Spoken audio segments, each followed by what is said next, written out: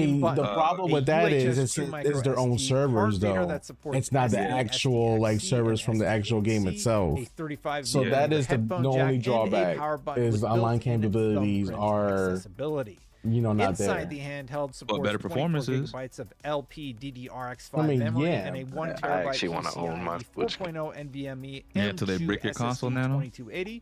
Of course, it has the They would have no 10-point reason to brick my multi-touch console. screen, They protected by brick Gorilla people's Glass consoles for no Victus reason already. and DXC with a Mine's is good, 500 bro. nit brightness for now. screen with a Then they hear our 120 podcast. Oh, hertz Nano was talking refresh shit rate, variable about DLC refresh that we rate, have and AMD people pay for. Ryzen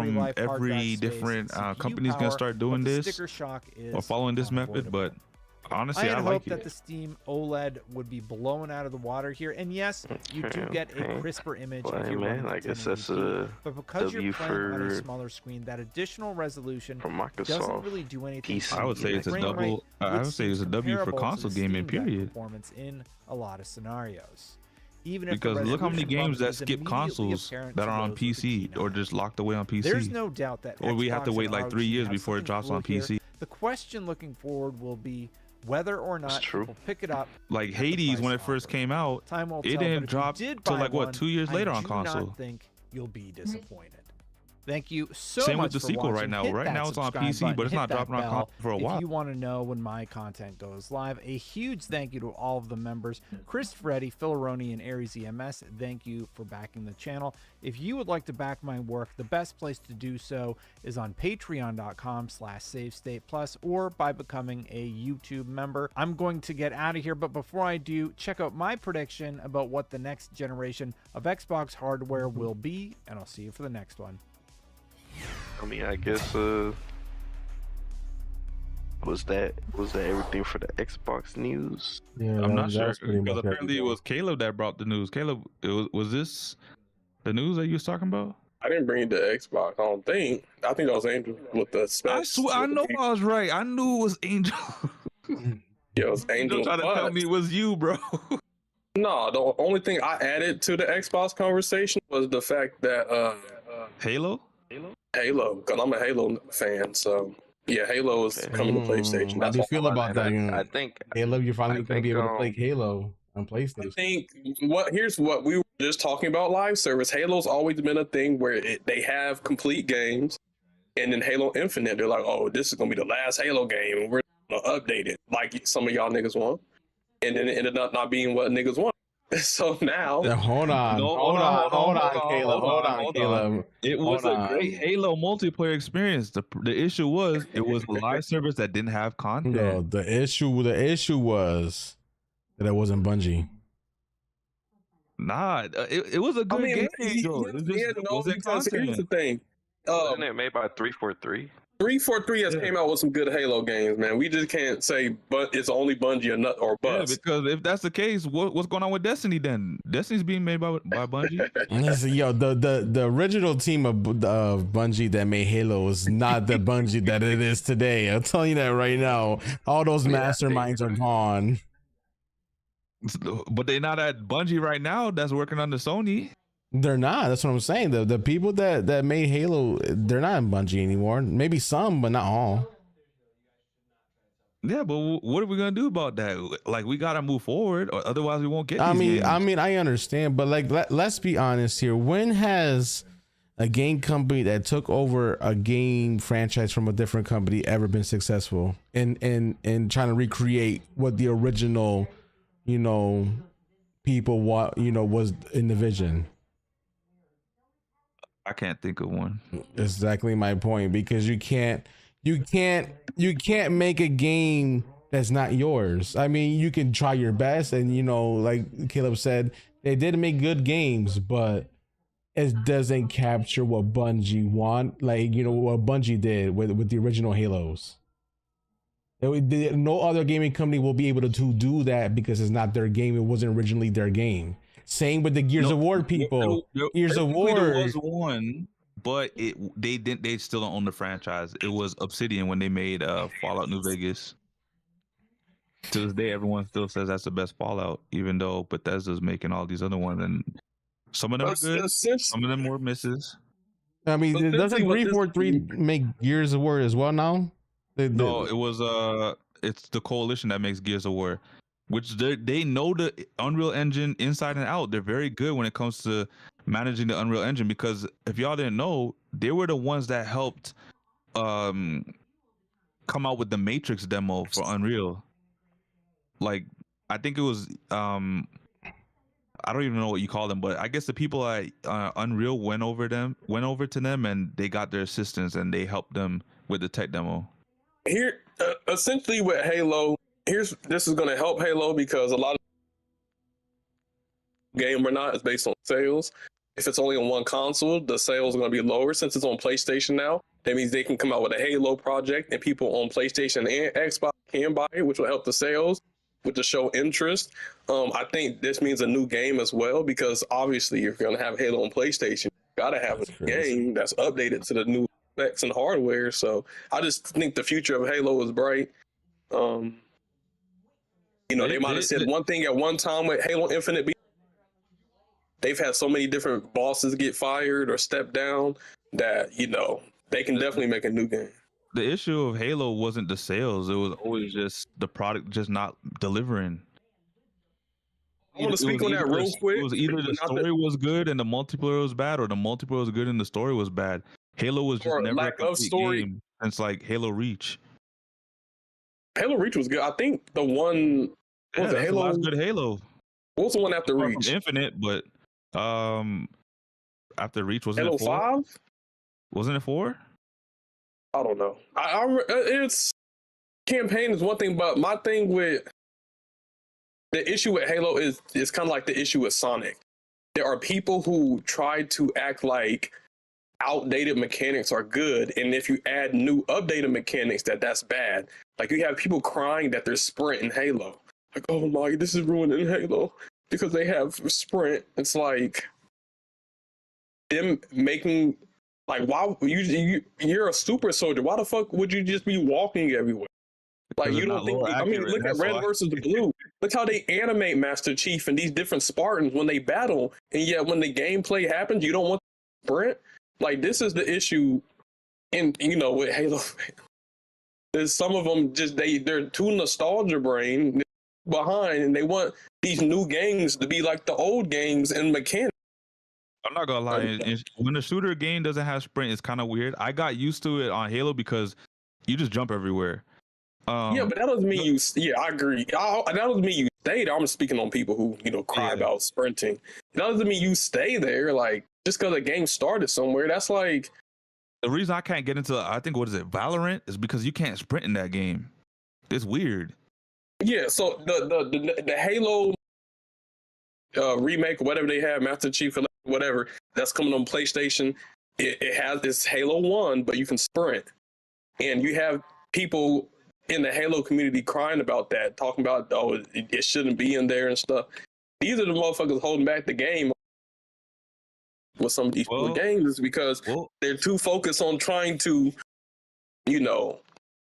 make some of these old fans happy with like freaking outdated mechanic. Like update your shit, bro. Take a risk. Like we'll have to see if it's good because the studio that's helming this game, they were struggling on the Halo slip engine. That's why they dropped it to do Unreal, and then they were also struggling to make the game on Unreal. So that's why when I was watching the demo, I noticed there was stuttering while they were showing the gameplay. So that makes me think this game not going to be optimized when it drops.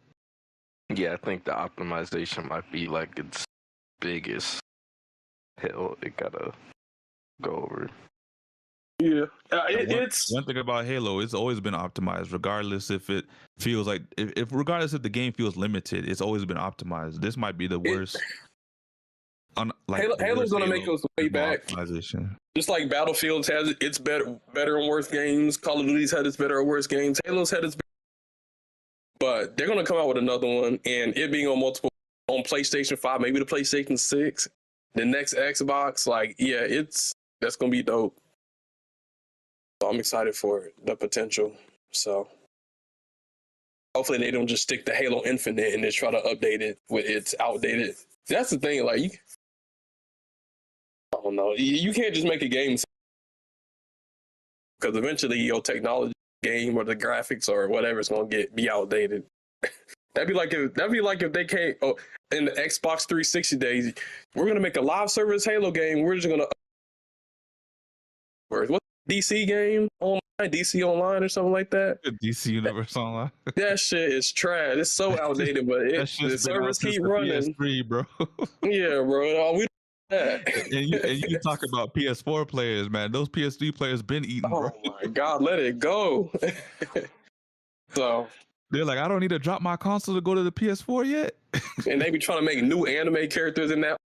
Hey, you know what's gonna be funny? PS6 gonna drop, and PS3 players are still gonna be playing that game. Yeah, playing that crap. Y'all get DC Universe 2 or something. Like, what updated graphics? What are y'all doing? Oh man.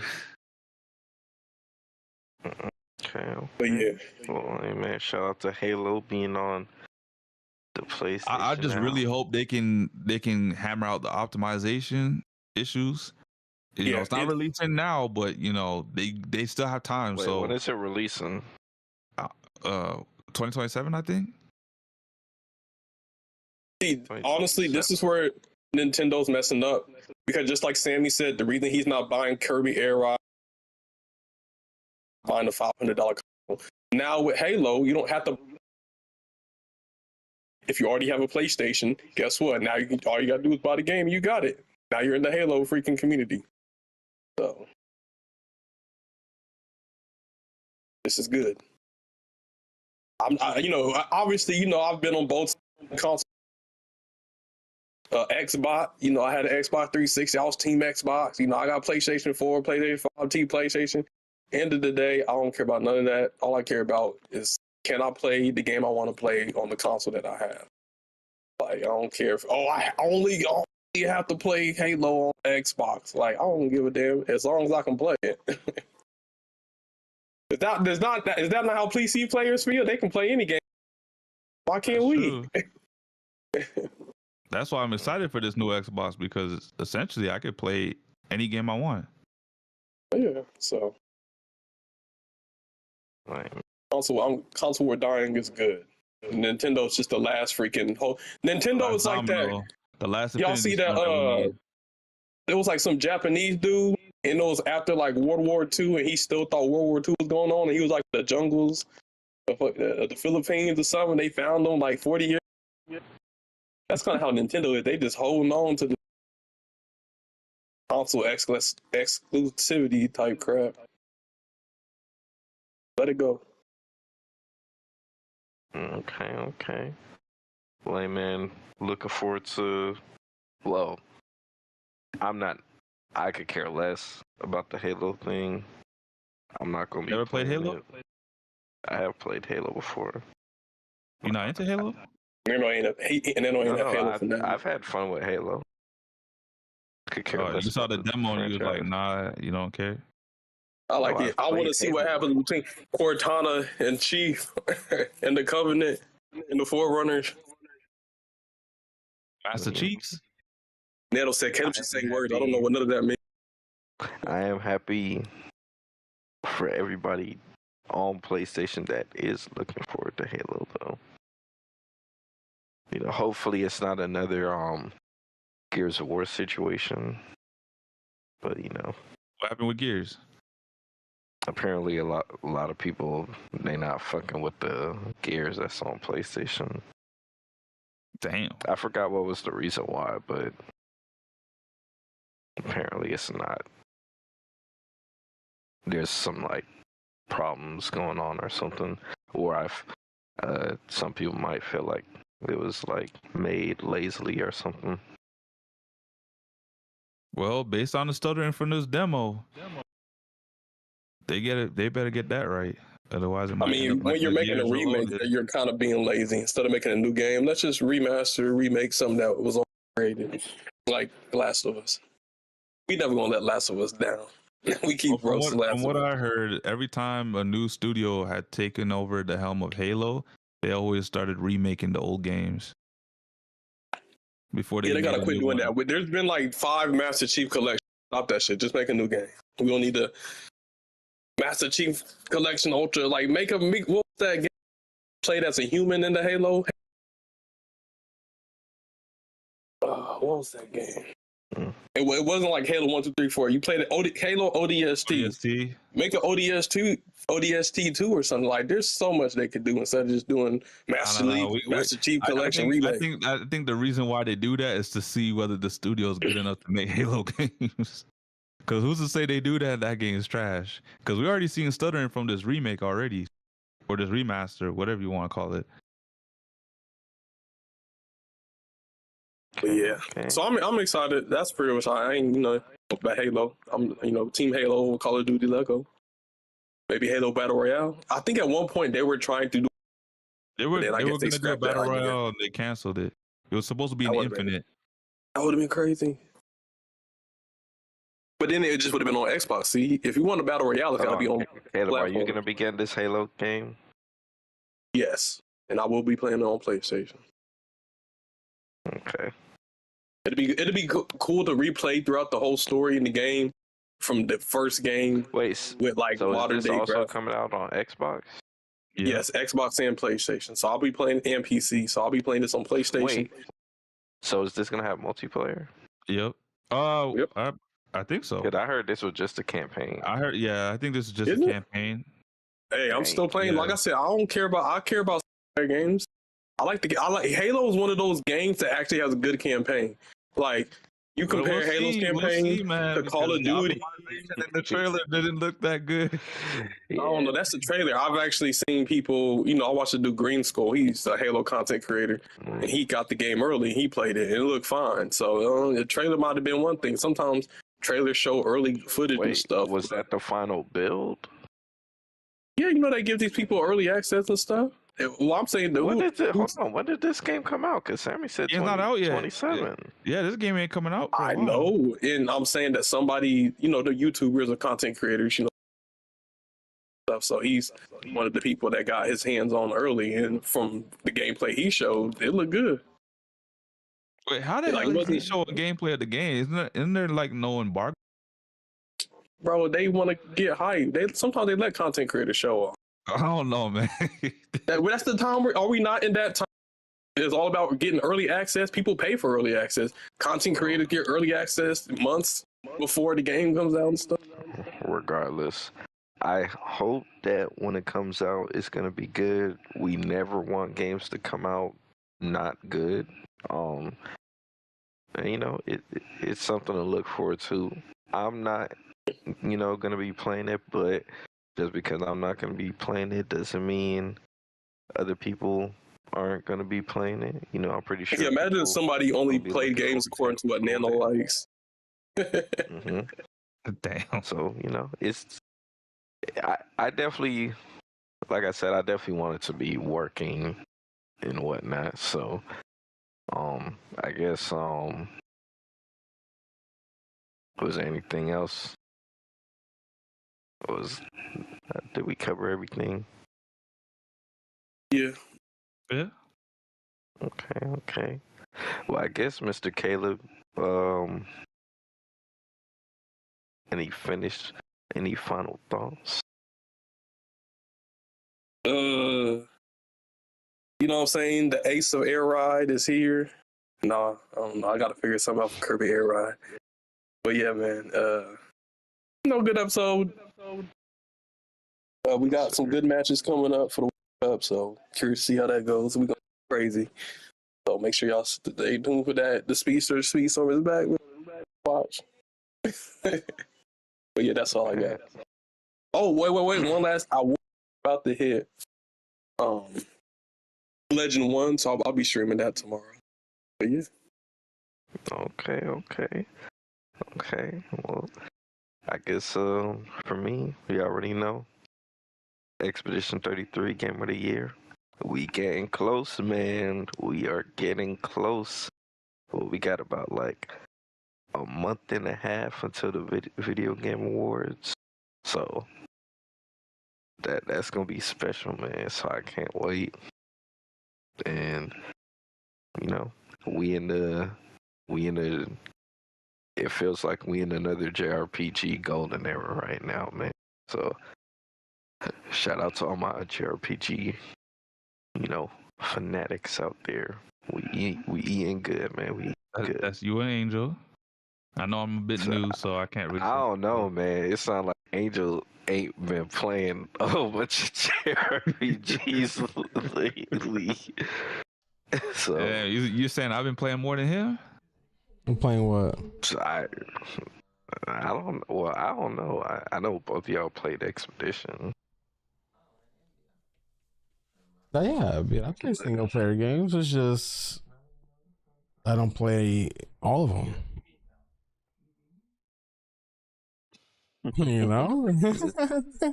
If I'm playing a single player game, truthfully, it's an RPG. If it's not an RPG, I don't fuck with single player games. Hey man, well platformers. I can't say that. I can't say that platformers too, because I do have a lot of enjoyment in platformers. Well, we in a JRPG golden era right now, man. So step your JRPG up, Mr. Angel. I played Expedition. I would say FRPG golden era now. And now I need to play this ReFantasia or whatever it's called. Metaphor. Yeah. It's on Game Pass. Oh, so I can just install it then. Okay, look at that. I might try that out. Yeah, see, But I don't think it's gonna top Expedition 33 though. But you know, I still play it. It doesn't have to. I just know it's an extremely high quality game. But Mr. Sammy, man, what's your final thoughts, man? Your final statements? I'm happy that Nintendo is losing in the patent cases. It's good for gaming. I'm definitely excited for tomorrow or today for you guys, that is, because Arc Raiders is dropping.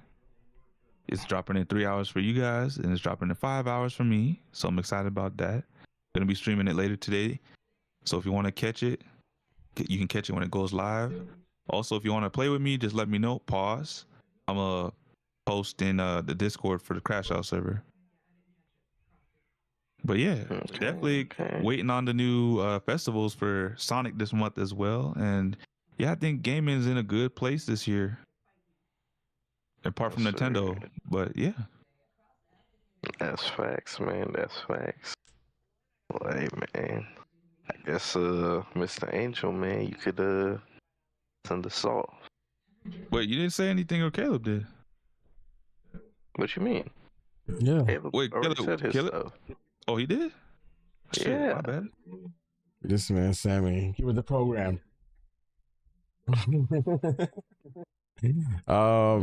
Great podcast. Got a lot of nice conversations. Nintendo, you reap what you sow, and I hope you keep reaping what you sow because you keep fucking up. But other than that, you two game off, you can step your game up too. I'm excited for the future of gaming, GTA 6. I hope it doesn't flop. New Xbox is gonna be good for all your console players. Yeah, and Expedition 33 game of the year, you know what I'm saying? And Team Puerto Rico about to win the World Cup, about to rise from the redemptions into the finals, and we will get a revenge, and we will go against final boss. And then we cut a promo real quick, Wolf. If you think you will be disappointed in us, just wait until we reach you guys in the finals. We will dethrone that final boss shit, and we're gonna snap our fingers, and final boss will no longer be a thing. Well, who said that? Well, if you guys win this week and Team USA wins this week, it'll be Puerto Rico versus Team USA. So we got to get past us first. Yeah, you're right. I can't get ahead of myself, but don't worry, Wolf. Don't worry. You will get what you want, but just be prepared. We always don't want what we think we want. Just remember that. Poppy coming for that ass, okay? Snap your fingers. Boom, snap the fingers, do you a stab. Maybe Toxic comes back to our team. Toxic, maybe. We can get this W. We can get the W, Papa. You already got 999 of Sonic Crossworlds. Come back. Come back home. Yo, but all seriously, y'all like, subscribe, hit the bell to get notified whenever we go live, and we'll see you guys next week. Hopefully we get more spicy topics. Maybe we'll get some PS6 news. Sony, what the fuck are you doing? Oh yeah, Last of Us PS6. That's what you're doing. All right, y'all. Y'all have a great one. We'll see you guys in the next one. Y'all have a good night, y'all. Yes, sir. Y'all have a good night. Good night, man. Hey, on Jeff, this shit on Craig.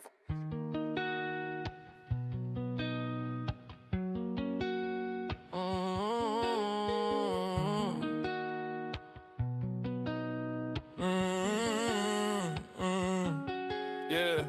Mike's hot, but I missed a lot. Stream, back up, gotta pick the spot. Fold in the chair, still sharp with it. They said go live, I ain't argue with.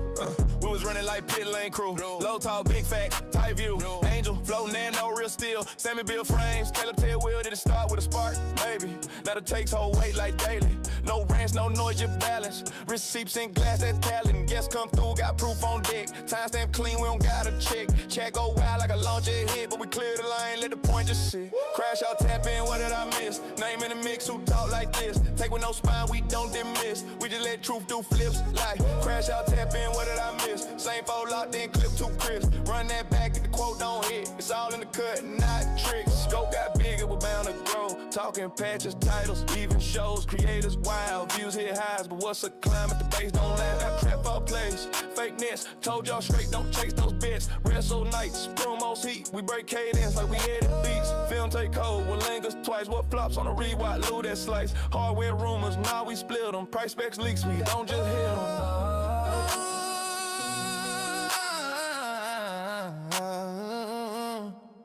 Crash out, tap in, what did I miss? Run that clip, who really like this? No cap, just cues in the docket list. If you ain't got facts, don't twist. Crash out, tap in, what did I miss? Same 4 lives, still talking slick. Angel, Nano, Sammy, and Kayla, we built this seat. Don't trip. Sam Trap War got tainted rounds. People vote like they planting ground. Spy tax, crap match names caught. We slow it all down like a framing court. Recast post, they become the dot. With a meta shift and the top get dropped. Call in, heat like a flame on cue. Found top real and the clips run through, but it ain't just take, it's the way we shift. If you can't cite source, it don't get lift. Don't play that loud if the brood ain't sound. If the tape don't cite, it won't stick round. Mic still warm, but we come with it.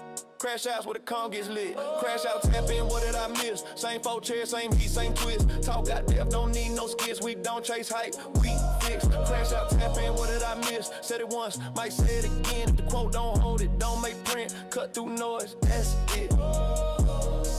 Mic's down. Docket full though.